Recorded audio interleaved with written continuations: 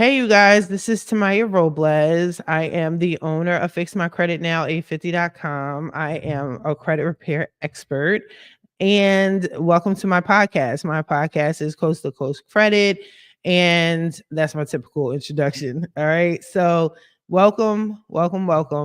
I actually did a live on this particular topic. I'm really excited about this topic because you guys seem to be very interested in this topic based off of the algorithm, based off of the appointments that you're setting up with me, just a lot, right? So it seems to be all about the repossession, which is cool. So I'm really excited to talk about repos with y'all. And I did a video on this, and then my microphone was not up to par. So hopefully I don't have that same problem. I tested it 3 times before I did this live. Let's pray, because this is going to be a very informative episode, okay, with a lot of information, and I want things to be abundantly clear. All right. I do have notes. I'm all about the facts. I don't want y'all to think I'm just making up shit off the top of my head. And I am going to share my screen with y'all a lot just so, again, you can see the information and where it's coming from. And if you want to follow up on your own. Okay. Now, so before I get started, I want to make it clear. I had a particular note and now I can't find it. All right. It's all good. It's all good. It's all good. All right. So before I get started, I want to say this. If you feel that you're about to get your car repoed, or you feel that you can't really like afford the car, or you need to make an arrangement, and this doesn't just go for repos, this goes for any of your accounts, contact the creditor. Okay. The worst thing they could do is tell you no. See if you can make some sort of payment arrangement. See if you can make some sort of agreement with them, whether it's to lower the monthly and extend the loan, whatever the case may be. First and first, mostly always, before things get worse than what they are, call the creditor. At the end of the day, the creditor does not want to chase you down for your car. They do not want to chase you down for money. They just want the money. They want some sort of money.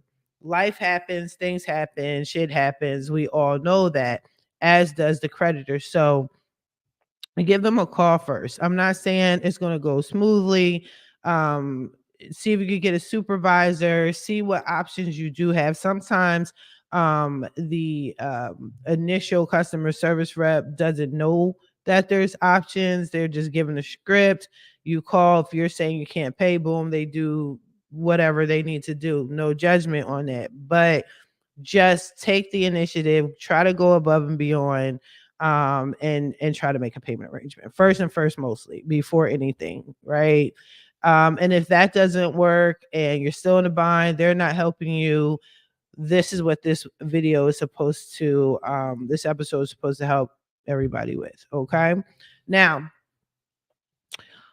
I'm doing it per state. So what I did was I did a little research and I figured out which states were had the highest repossession rates, okay, in the country. And it showed me the top 10, and I took 3 out of the top 10 that I do business with a lot, like where a lot of my clients come from. I just chose to um just talk about those. So right now we're going to talk about Texas, Georgia, and North Carolina. Okay. North Kakalaki. You guys have a high rate of repossessions, and hopefully this video will help you guys understand the process, see what you could do to try to prevent a repossession if you have a repossession, and what you could do to potentially get it off your credit report if it's reporting as a repossession, so on and so forth. Now, if you guys want me to talk about another state, just leave a comment, leave a message, whatever, email me. Y'all know how to get in contact with me, whatever. But let me know, and then I'll do a video on that too. I don't want to just do video per video. Like, if you guys are telling me multiple states, then I'll just do multiple states. I'm not going to do one state at a time per episode. It's just not, not productive.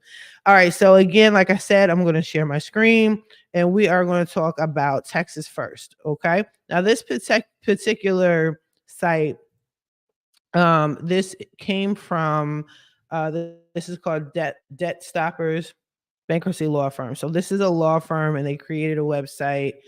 They created an article on their website regarding repossessions in the state of Texas. Every law is different. Every state is different. They have their own laws. Some are more similar than others.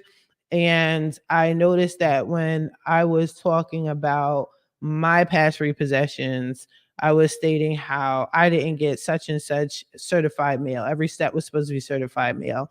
And it may not be true in every state. So we're going to just see the difference. And when I looked up Texas, North Carolina, and Georgia, there are some extreme differences. Okay. So now let's go into it. I'm not going to read this whole complete article, but I'm going to read the parts that pertain to our situation, repossessions, credit, so on and so forth. Now, they're telling you to speak to a lawyer immediately. I don't really agree with that. Again, this is a law firm. So, of course, they're going to say that there's ways that you can avoid getting a repo and fighting a repo off your credit report. So that's what we're going to focus on. But if you feel a need to get an attorney and you want to, obviously that's completely up to you. Now, it says, fortunately, you can avoid losing your property and stop repossession by filing for bankruptcy. We've had the bankruptcy talk before. Okay. Check out my video on bankruptcies. I'm not going to go into this again because you can check out my video. However, if you feel that that's best for you to file for bankruptcy, then so be it. Okay. But we're not getting into that today. All right. So under Texas laws, your possessions can be repossessed if you have defaulted on a loan that is secured by that property.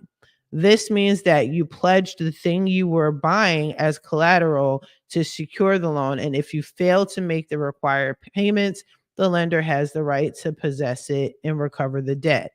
Okay. So that's Texas law. Now it says the law allows lenders to repossess, and this is very critical, as soon as you are in default. I'm going to repeat that for the people in the back. The law allows lenders to repossess as soon as you are in default. So in the state of Texas, if your payment is due by the 30th, that 31st day, if you haven't paid, they can instantly deem this as you being defaulting on the loan. All right. That's not cool, but that's just how things go. And it's not surprising. That's a lot of collection agents. I'm sorry, debtors. That's a lot of companies. But the issue is, what do they do after that? That is what's critical. And that's on a case by case basis, state to state basis. So in the state of Texas, the moment you're late, the moment you miss your first payment, there's problems. Okay. It says, although your contract may include a grace period, okay, these usually only apply to late fees and not when your vehicle can be repossessed. In most cases, your vehicle can legally be repossessed the day after you miss the payment. Again, so that 31st day, they can start the repossession process in Texas, in the state of Texas. Okay. And it says that's why it's critical that you discuss your situation. They're saying with a lawyer, but what I'm going to say is that's why it's really critical that you talk about this. You contact your loan, the bank, and your lender and say, hey, I got some issues. I know we have a grace period. I need some more time, or this is too expensive for me. What are my options? Okay. To try to avoid the repossession process. Okay. Now in the state of Texas, it says, what does the procedure involve? So it says, if the lender wants to repossess your car, they may provide you notice. So check out the words, right? Words are very important in the English language, right? The English language can be pretty tricky if you're not paying attention. So, keyword is may. They may provide you notice of their intent to do so. However, the law does not require them to do so. And often you will find out that your car or your truck is being repossessed when the repo agent shows up. That's facts. A lot of y'all have experienced that, not just in Texas. You understand? I think some of us who are about that repo life, we've had that experience where we were ready to go to work or run some errands, and we get up in the morning, go try to get to our car, and nothing is there. We think somebody stole it, yada yada yada. Nah, repo man got us, right? But again, in Texas, they're stating they don't really have to notify you that they're coming to get your vehicle. Okay. In my past videos, I was telling y'all, no, they have to follow these steps. Not in the state of Texas. They may provide you notice of intent, but they don't have to, in a nutshell. Okay. Now, once the vehicle has been physically repossessed, the lender will, not may, will sell it through a private sale or auction. The sale price will then be applied to the repossession costs and the remaining balance on your loan. If the sale does not cover the entire balance, it often doesn't, which is facts, you will owe the remainder, which is known as the deficiency balance. Now, let's get back into that again. They're stating they may give you notice that they're going to repossess your car. They are saying they may give you notice that they intend to repossess your car. They don't have to. Okay. The repo man could just show up, take your car. Now, if they do that or when they do that, it's not an option. They are going to sell your car. Facts. Straight off the rip. They're selling it. Either private or public auction. Private sale, I'm sorry, or auction. Okay. Now, most repossessions, that's usually what they do. They sell the car. They don't get the full value of the car. They apply that to your debt. And the balance of that, or the deficiency balance, as they're saying on the website, then that's what's going to show up on your credit report. That's going to be the amount you owe. And a lot of times what you owe is inclusive of taxes, towing fees, storage, because your car has to be in storage until the repossession or the auction date or the private sale date. Okay. You're going to be responsible for all of that. All right. Now, what are your rights? Although they are limited. So, as a consumer, you have limited rights in Texas when it comes to repossessions and the laws. Keep that in mind. So, although they are limited, Texas laws grant you certain rights during the repossession process. For example, repo agents cannot breach the peace, break into your garage, cause damage, or threaten you while taking your property. Now, I need you guys to put a pin in this. I'm going to write myself a little note, okay? Because this is really important. And you're going to, even though we're talking about Texas, we're going to talk about Georgia and also North Kakalaki. And this sentence is very important. Very important. Okay. So I'm going to leave a little note, property, and I put a little star about it because I know I'm going to talk about it. I know what that means for me. All right. So what they're basically saying is, what little bit of rights you have is this. They can't disturb the peace. They can't be wilding out taking your vehicle. They can't break into your garage. They didn't say they can't get on your property though, but they just can't break into your garage. You understand? They can't cause damage. Some people have had their vehicle repossessed. I'm sure, again, we've been here, or you know somebody who had their car repossessed or their truck, whatever, repossessed, and they were real aggressive with it. They got scrapes and bangs and all of that weren't there due to the repossession. They were just too aggressive with it, right? Well, in Texas, that's not supposed to happen. That's part of your little bit of rights that you have. Or they threaten you while taking the property. I've seen YouTube videos where repo man, again, was threatening or, flashed a gun. Um, I'm assuming he felt his life was in danger. I don't know, but again, y'all got a sprinkle of rights, and here they are, right? Now it says, likewise, the lender is legally required to send you notice that includes important information before your car is sold. So they don't have to give you notice that they're going to take your car, but they are legally required to let you know the information before they sell your car. More than likely, where it's going to be sold at, what have you. I'm going to assume that. You also have the right to redeem your vehicle after it has been repossessed by paying the total remaining balance along with the repossession costs. However, you must exercise this right before the vehicle is sold. So basically what that means, and I think I told y'all I did that before. If not, I'll repeat again. I had a situation with me where I had a couple repossessions. So I had the same car repossessed twice. One was involuntary, and one was a voluntary repossession or surrender. Okay.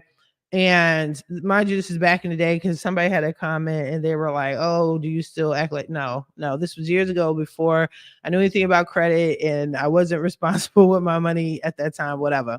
But then my other car, that was involuntary repossession, and my most recent repossession, which was literally like 3 months ago, it was deemed a repossession, but the tow truck driver stole my car, and I wasn't going after it. I'm not fighting anything that depreciates in value. So, well, to go back to the first two car, the first car that was repoed twice.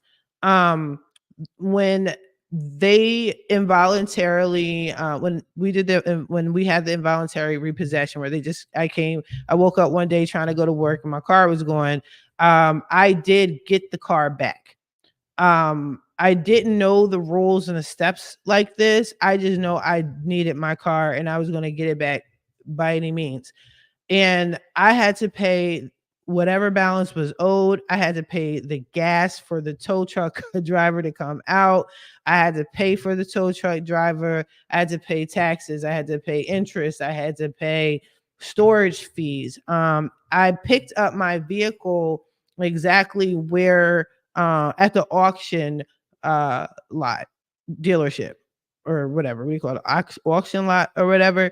So the tow truck driver took it to like a storage facility. I had to pay for all that. I had to pay for his miles. It was bananas. And then it was transferred to the auction, which was like miles away from where they took the car. It was bananas. I had to get I had to pay for a clean slate in order to get my car back. You understand? I pay everything I needed to pay. So that's basically what they're saying here. But they didn't take the proper steps. I didn't know about these steps at that time, and this is so long ago, yeah. But this is basically what they're trying to say to you. You have a little bit of rights, very, very, very little. As you can see, you have two small paragraphs of rights. You understand? And the only thing, as far as the lender is concerned, is that's within your rights is they can allow you to they're going to sell the car, but they have to tell you the information about your car before it's sold so you can get it back. That's it.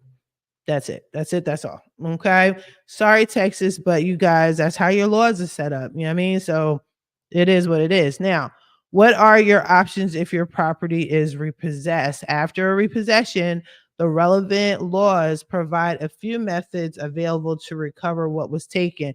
So, with all repossessions, you do have the option to, if you have personal effects in the car, you can get them, but after a certain time, you can't, and they'll trash it. But they're saying, nevertheless, many people find that seeking help, blah, blah, blah. They're talking about bankruptcy again.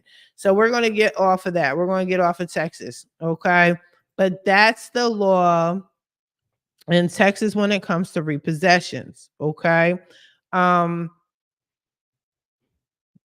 I don't know what to tell y'all. Texas is just aggressive when it comes to certain, like, y'all laws. I thought Cali's laws was messed up, but Texas, that's a little strict. I mean, but I understand. I respect it. Every business is run how it's ran for a reason. And it's just set up that way. But if you have a car that it was already repossessed or is going to be repossessed, these are the steps that are supposed to have been taken. If it was already repossessed and they didn't take those steps, you can potentially sue the lender. If you're not really big on suing the lender and it's on your credit report and you want to do your own credit, cool. Just understand these are the steps that we're supposed to have been taking. You don't have that many rights in Texas, but you can be very specific. This wasn't done. This wasn't done. This violated my two little rights, and you know, you're just challenging it. File a CFPB complaint. File a complaint with the Better Business Bureau. Do what you got to do. All right. Now the next one is Georgia. So all my Georgia folks that have a repossession, same thing. I'm going to say the same exact thing that I say to that I said before. If you have something, if you have a loan that you can't really afford like that, all right, don't just ignore it. Contact the lender and see what you can do. Try to make it do what it do first. If you can make a payment arrangement, if you can, just say you're in some sort of financial bond or there's medical issue, whatever the case, see if they can help you first. If they cannot help you and they're like, listen, we don't care, we want that bread, and if you don't pay us, we're going to start the repo process, then it is what it is. And this is Georgia's laws. Okay. So Georgia, in here, they talk about what is a repossession. We already know what a repossession is. Now, what are your rights in Georgia? Here you go. You have the right to get your car back after it was repossessed if you pay the following. All of the payments that you owe need to be paid. Okay. All of the costs the creditor incurred during the repossession, including penalty fees, interest, towing fees, storage fees, and attorney fees. So you have to pay for all that in order to get your car back. Now, that's just like what I was saying with my first car that was repossessed, but I had to pay gas and all that. I don't know if that was legal or not because I wasn't sure at that time, but just don't be surprised. They might say mileage and gas is part of the towing fees. Miling, gas, what do you call it when labor fees? They might say that. You understand? So attorney fees, I don't know if they instantly have attorneys involved with a repossession in Georgia. I seriously doubt it. But if so, you're going to be responsible for that. All right. Now it says you must make these payments before the creditor has what? Entered into a contract to sell the car or this car is sold. Similar to Texas, similar to any type of repossession. So, nationally, like once the repo process starts, regardless of what state you're in, the process is this. We take your car, right? And we're going to sell your car and you can buy your car off of us. That's all 50 states. I'm pretty sure. I'll be surprised. I'll eat my words later if I find a state that says no, once we have your car, you cannot get it back under any circumstances. There may be but again, I doubt it because the lenders are about getting their bread. So if they don't give you at least the option to purchase your vehicle back, that's a loss for them. They could put it on your credit all you want and all they want, but that doesn't mean they're going to get some money. You know what I mean? That's their L. So when they file taxes at the end of the year, they got to take that L and they don't want to. They rather have some money or all of their money as opposed to no monies. Okay. Anyway, we got that down. So that's Georgia. Now it says you have the right to any items in the car when it's repossessed. That's natural. But they're only giving you 30 days to retrieve it. See, Texas did not say that. Okay. So you have 30 days to get your personal items out of there. Now, you guys know, and I know, if you got stuff in your car, it's probably not going to be there by the time you try to get it, especially if it has any value to it. They went through your car. So, I mean, I'm not saying anything, but I'm saying. And if you do not get the items within the allotted time, the creditor has the right to dispose of it. And I'll just add the people that work for the tow truck company, they already went through your shit and it's theirs now, right? All right, cool. Now, here's the kicker that you need to pay attention to in Georgia. If you have paid less than 60% of the car when the creditor takes the car back, the creditor is allowed to keep the car to pay off the debt. People in the back, let's say that again.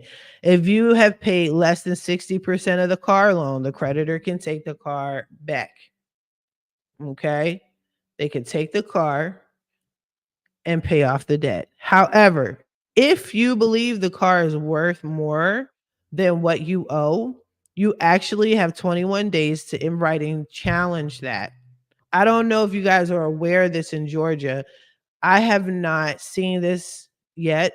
I'm not aware of it. This in the States when I have my repossessions, that doesn't apply. You understand? So that's cool. Be proactive, people. Be proactive. You know, if you got a Tesla, I don't know cars like that. I'm gonna be honest with you. So I'm gonna just throw a number there. If your car is worth like 90,000 and they're saying it's worth 20,000, right? And they're only applying some change to your debt, you can challenge that in 21 days in writing. Okay. If you object, the creditor must resell the vehicle. The creditor must give you 10 days notice before they repossess your car. The notice must give you options for getting the car back. All right, so they're giving you notice in Georgia. You do have notice. Remember in Texas, they didn't have to give you shit. They didn't have to tell you anything. They're just going to come out in these streets and repossess your car. Now in Georgia, they have the creditor must. So must is is is um is final, is official. They have to. So if any of these steps were not taken in your repossession in the state of Georgia, I would challenge this. Okay. Now, if you're past the 21 days, that's on you. I don't think there's anything that you can do about that. I don't think you can appeal that unless maybe you say you were in a hospital or there was a death or whatever the case, see what you can do as far as that's concerned. But in most cases, if you missed that 21-day mark and you figured out on day 22 you could do it, you're just out of luck. All right. Now, the creditor giving you 10 days notice. If they didn't do that and you have a repo on your credit report, like I said, dispute it, fight it. Have Fix My Credit Now, 850.com help y'all out. You understand? The notice must give you options of getting the car back. Same thing with Texas. Now, the only thing is I don't see that they're saying it has to be certified mail. So it probably doesn't have to be. But like I said, in my states where I got my repos, they had to send every single step via certified mail. And to be honest with you, the tow truck company had to be within like a certified tow truck company, reputable, that was associated with the state or something. It was so much extraness that I wasn't aware of, and they didn't follow the rules. So, now if you paid off 60% here or more of the car loan when the creditor takes the car back, the creditor must sell the car. You have the right to demand a public sale of the vehicle. Okay. All right. So Georgia seems to have given y'all more rights than Texas. All right. So you guys do have options. And then lastly, as far as this part is concerned, if the creditor sells the car for more than you owe, then they have to give you the difference of the car. That's common sense. Okay, so they give you a little example here. So if you owe 8 G's and then they sell for 10 and you get 2 G's back, they're not going to let that happen. They're going to make up all these fees and they're going to say the fee equates to the money that they owe you back, so they're not giving you anything, but we'll see. Now, what are the creditor's rights and responsibilities in a repossession in the state of Georgia? If a creditor has a secured interest in your vehicle and you fail to make a payment on time, the creditor has the right to seize your vehicle at any time. Oh, no, they said without notice. Without notice. Okay, without without notice. I don't get that because here it said notice. Let's check that out. Um, this is retrieving your okay, no, without notice. All right now. Yeah, without notice. Okay, cool. So they don't have to tell you just like in Texas, they don't have to tell you. This straight up says it. Not may intentionally. No, they don't have to tell you shit. Okay? To come to your property and seize a vehicle, a creditor can take a car out of your driveway, but they may not take it out of your garage. All right, so I put a little star, right, on property. Now, when it comes to property and repos, Texas can't disturb the peace, right? They can't destroy your property and they cannot go into your garage. Let me make sure I'm getting that right. Let me repeat that. Okay. Um they can't breach peace, break into your garage. So, let's say you have your car in the garage and the door is open, right? Like your garage door is up. You know what I'm saying? Um, that's not a break-in, right? Now that's Texas. Georgia, it says they may not take your car out of the garage. So if the car is there showing and the garage door is open in the state of Georgia, they cannot drive in and take your vehicle out of the garage. I say this sounds minute and petty, but details are very critical for when it comes to fighting negative items and disputing things on your credit report. I'm big on details. Okay. I'm big on wording. When I do dispute letters for y'all, these are the little pieces of information that I am putting into the dispute letters. Okay. This is important. Words are important. Okay. So if your vehicle was in your garage and you're on your property and the garage door was open and your car was repoed, you can sue because that goes against the rights in the state of Georgia. All right. Now it says the creditor can seize the vehicle as long as they do not, same thing as Texas, breach the peace. Breaching the peace generally means the creditor cannot use force, damage property, or threaten you. Okay, universal, same thing. If the car does not cover the amount that you owe the creditor, then the creditor has the right to sue you for the difference. This is called a deficiency, same as Texas, except they didn't mention them suing you, but in the state of Georgia, the creditor can. So if you owe the creditor 10 G's and the car sells for 8 and you still owe 2, you must notify them within 10 days of the repossession that they plan to come after you for the money. All right. So y'all got to talk about it within the 10 days of how you plan on paying that money back. If not, they can sue you. And more than likely, they'll put it on your credit report. Okay. All right. So that's Georgia. Okay. You see the differences in these states. You see the differences in these laws. You got to pay attention. Okay. You got to pay attention. And then I'm at the end of the video, I'm gonna give you a little bonus on what I've done, how this pertains to your credit, how you should move accordingly.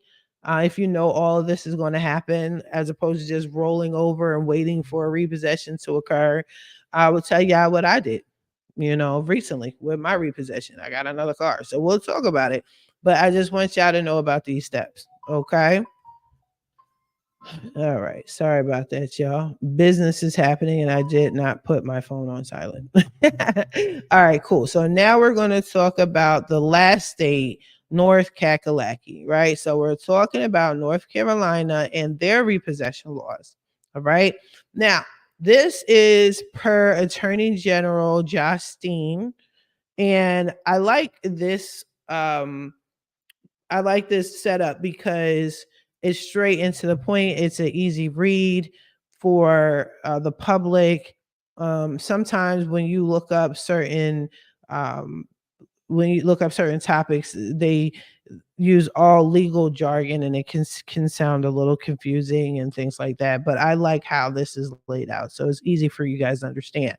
So again, they say the same thing. Contact your creditor when you realize you're going to be late with the payment. If they agree to change it, boom, we're not going to talk about that. We're going to go straight to the repossession part. Now, it says if you miss a payment or a default on your contract in any way, such as letting your insurance coverage lapse, your creditor has the right to repossess the car. Okay? Lapsed insurance, missed payment, or default in the state of North Carolina. Got it? All right, cool. Now, a voluntary repossession. So they're just giving you the definition, which I already did. It's a surrender or a voluntary repossession. This occurs when you return the financed vehicle in an attempt to relinquish your responsibility. Okay. Now, it's an attempt, choice words, an attempt. Just because you give the car back doesn't mean you don't owe that debt. I'm just letting you know. Just because you gave them the car back, it's still a repossession, and they can still, they meaning the lender, can still put it on your credit report as a repossession, and they will do that. It's not going to be just a collection charge off. All right, it's going to be a repo. Now, your creditor in the state of North Carolina is not required to give you any notice before they repossess your car. It's not a requirement. Okay. If they do, it's just out of the kindness of their hearts. All right. Now, the creditor or its repossession agent is allowed on your property to seize the vehicle as long as there is no breach of peace. It doesn't say anything else. It doesn't say anything about destruction. It doesn't say, what did Texas and Georgia laws have? Breach of peace. It can't be destructive. It can't, you can't be aggressive in the state of Texas or whatever. Georgia didn't have that. And North Carolina doesn't have that at all. It's a simple breach of the peace. That's it. They can get on your property. They can get right up on your shit and be like, oh, that's the car. Boom, we're going to take it. All right. Now, if you think your car is in danger of being repossessed, it's a good idea to take all your personal. That is facts. If you know that your car is going to be repoed, just take everything out just to be on the safe side. After the vehicle has been repossessed, it can be difficult to go back to get your things, even though the creditor has no legal right to them. But it didn't give a time frame of how long you have. So North Carolina doesn't really seem to care. Like, I think once they take your car, they could do whatever they want with the personal items, I guess. Once your car has been repossessed, the creditor has the right to ask you to pay the late payments plus the cost of repossession. The creditor may demand that you pay off the balance of the loan in full. You may wish to consult an attorney for the advice of your legal rights. Okay. We're getting similar now. Okay. Now, the cost of the repossession in their eyes can be penalty fees. It could be the late fees, the interest, the towing fees, the storage fees, the gas, the mileage, the labor, all of that. I'm pretty sure they could your lender can put that under that title, and there's nothing you can do about it. Now, if you are not able to pay these costs to get your car back, the creditor has the right to sell it through, again, public or private sale. Before reselling your vehicle to the public, the creditor must notify you of the date, time, and place of the sale. You may attend the sale and bring bidders if you want. I didn't know that. Different. If the creditor sells your car at a private sale, the creditor must notify you of the date after which the car will be sold. All right. After the vehicle is sold, you will be notified by the creditor if the sale doesn't raise enough money to cover your loan balance difference, which you owe. Deficiency balance again, y'all. And blah, blah, blah. All right. So we already know that part is the same across the board. All right. They got to tell you how much they sold the car for, or the vehicle. They got to tell you they have, if whatever is applied, whatever they sold it for has to be applied for your debt. If there's any balance, that's what's going to show up on your credit. If there's any overages, you're naturally supposed to get that bread. Right? Then when I give it to you, though, all right, cool. Now, Those are the repossession laws in those states. Now, from a credit perspective, because I'm the credit chick, right? So I'm gonna revolve everything around credit somehow, some way. Um, if you know, like real talk, you know that your stuff is going to be repossessed, and you need a vehicle. Okay, know your laws. I mean, there's things I want to say, but I'm not going to say. Right? Y'all know me. Those that know me, you know already. Right? Do what you got to do to handle your business. Okay. But in the meantime, if you're not catching on, fine. So most cases, repossessions are not posted instantly. This whole process usually takes some time before it's put on your credit report. The lenders don't instantly put it on your credit report in a lot of cases. In most cases, a repo isn't usually reported until maybe like 60 days, maybe 90 days at tops, depending on your lender. So you're not going to get a hit to your credit until it's reported on your credit report. And then some cases, it's not on all three credit bureaus. It might be on two, it might be on one. In some cases, it might not be reported at all whatsoever. If that's the case, please do not call your lender and be like, when are y'all going to put this on my credit report? Because you're bracing yourself for it to be on your credit. Let them make the mistake. Do not help your lender hurt you. And I've talked about this in the past. Some of you guys, it's cool to be honest, but like, not to a fault where it's like hurting you. Like, let's be smart about it. Now, if you know, let's say you have a pretty decent score, your score is not too bad, or maybe you have a good credit score, who knows? Bless you in your little heart if you have great credit and you know this repo is about to hit on your credit report. This is what I would recommend. This is what I've done. I just did it with my stolen vehicle that they love to report as a repo. And get yourself another car while you have good credit or decent credit. Okay. If you don't have the best credit, see what you can do to quickly fix your credit within a short time frame. For example, if your credit cards are pretty high, get that utilization down so the score can go up. Why? I've talked about this before. If you guys want me to talk about it again, what lenders look at when you're trying to get a car, let me know. But they don't look at things as thoroughly as they do when you're trying to purchase a home. Okay. So they care about the score, the debt to income ratio, and all that other shit. Like, they don't pay attention to that. So what you need to do is whatever you need to do to quickly shoot your score up, like real fast. If you got to hop on the trade line real fast, cool. If you got to get the utilization down, cool. Or if you can't afford to pay down all the debt quickly that you have on your credit cards, get a trade line to balance out that, average out that utilization. All right. Shoot your credit score up as much as you can.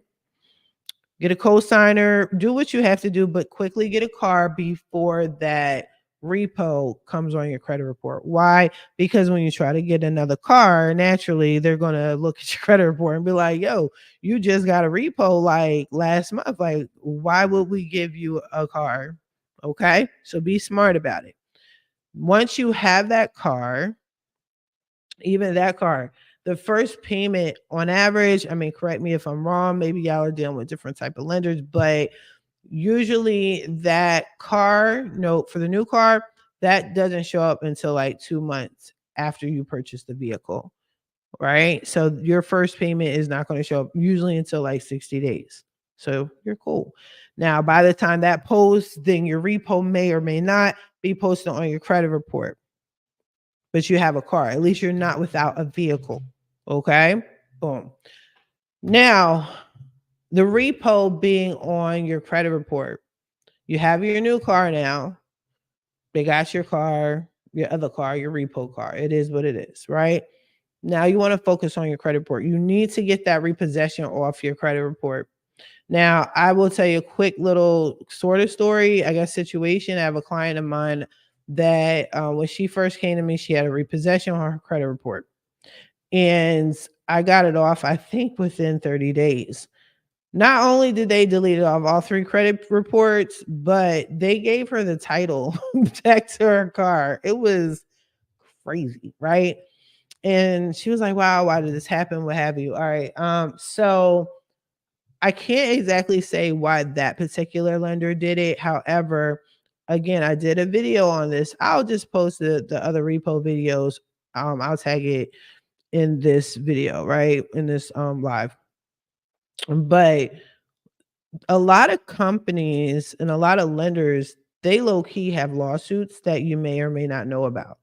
And when you dispute those items, sometimes it's just best for them to, it's more cost effective for them if you just simply, if they just simply just say, okay, we're going to take this off your credit report. We don't want no work. We don't want none of that smoke. We don't want nothing. Okay. We would rather give you what you're asking for and then some than you sue us or you being included in the lawsuit. Because why? Then that means they have to kick out more money, more energy is wasted, time, so on and so forth. A lot of lenders do what's this practice, which is called predatory lending. I know a lot of my mortgage lenders know about this. A lot of my people that are involved with banks, I don't know all the other industries, but predatory lending, especially, I'm speaking strictly as far as car loans are concerned. Predatory lending is when a lender, let's say they check your credit report, they know your DTI, and they know you can't afford this car, right? They know you can't afford it, but they're going to sell it to you anyway. They know your credit is not up to par, but they're going to sell this car to you anyway. That is predatory lending because they are more than likely expecting that you can't afford the high car loan that they're going to tag and put on you. Okay. Another quick story. Santander. That's not even a story. Santander, 2-3 years ago, they lost their case, right? So if you have a Santander on your account, let me know because I get those off with no problem. I'm telling you, I'm the queen of repos. All right. Now, Santander lost, I think there's a lawsuit was like 560 million and it covered like 36 states. And if you do have a Santander loan and a repo, or it's going to potentially be repoed, and you purchase the car within a certain year, and the years that they're talking about, it's like, I think within 10 years. Okay. But check it out. Go to your attorney general on your state attorney general and see. But they got a little thing for Santander, right? But Santander, they were just preying on people that they knew couldn't afford whatever the monthly fee was, right? And quick story, my first car, remember that car I told y'all got repossessed twice. It was involuntary and then it was voluntary later on. Well, I talked about this before, but in a nutshell, I didn't know shit. I didn't know anything about credit or whatever.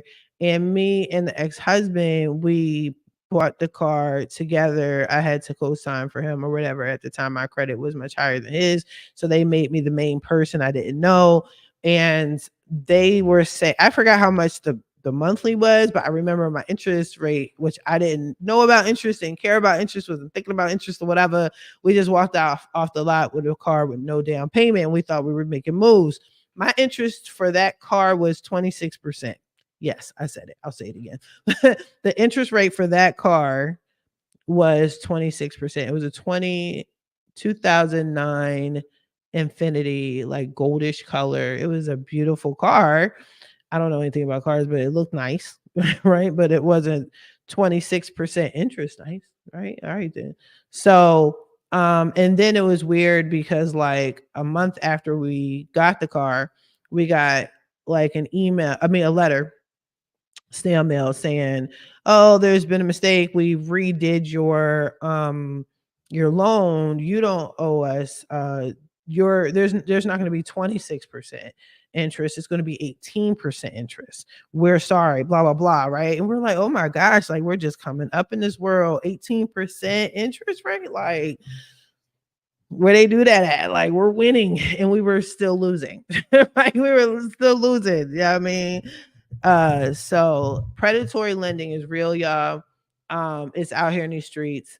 If you, that's what I'm saying. If you know that your car note after the fact, like it's too high, you're struggling and stressing to pay, do something about it. Like do something before the repo.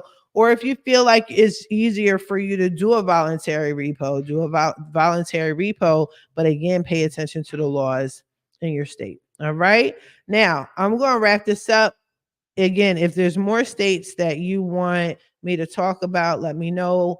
Leave a comment. Don't forget to like, comment, subscribe as usual. I'm trying to get in the habit of saying that. I was so not used to that, but I'll get used to it. But yeah, be sure to like, comment, share, whatever. But let me know what else y'all need me to talk about. I will say that I'm going to talk more about life situations in credit, because you guys are my people. Like these are the type of clients that I'm getting. Okay. You guys don't just want your credit fixed. You want an explanation on how to move, before you fix your credit, when you fix your credit, after you fix your credit. And then you got these life scenarios. And a lot of you guys are going through the same scenarios. I have multiple clients that are going through divorce. I have multiple clients that have repossession. I have multiple clients that have student loan debt. I have multiple clients that are vets. And, I'm going to just talk about that with y'all. Okay. You're not alone. You're not by yourself. This is real shit that's happening in life. Credit is a fact. I always say cash is king, but credit is queen. They work together hand in hand. You could take credit and change it into cash. You can get business credit. You can do so much, but you're not by yourself. So I'm just gonna be talking to y'all about this, right? But understand it is a business, y'all. Just because I'm talking to y'all have these consultations with me and y'all are feeling me, y'all like me, we have these great, wonderful conversations, doesn't mean that I'm cheap and shit is free. All right. We're still a business at the end of the day. But anyway, set up a consultation with me. Go to fixmycreditnow850.com. You can, if you want to do things yourself, you got DIY letters that include a really good repossession letter in there. Okay. So it's in my letter bundle. So if you want to get any dispute letters, super good ones, definitely go on my website and then purchase the letter bundle. And then in that bundle, it has like bankruptcy, dispute letter, it has repo. I don't have a child support one. I don't really need it. But anyway, but the bankruptcy one is in there too. All right. I don't want to keep rambling. It's always cool talking to y'all. Hopefully the mic is working correctly and I didn't mess this up. But I'll talk to y'all later. Y'all have a good one. Bye-bye.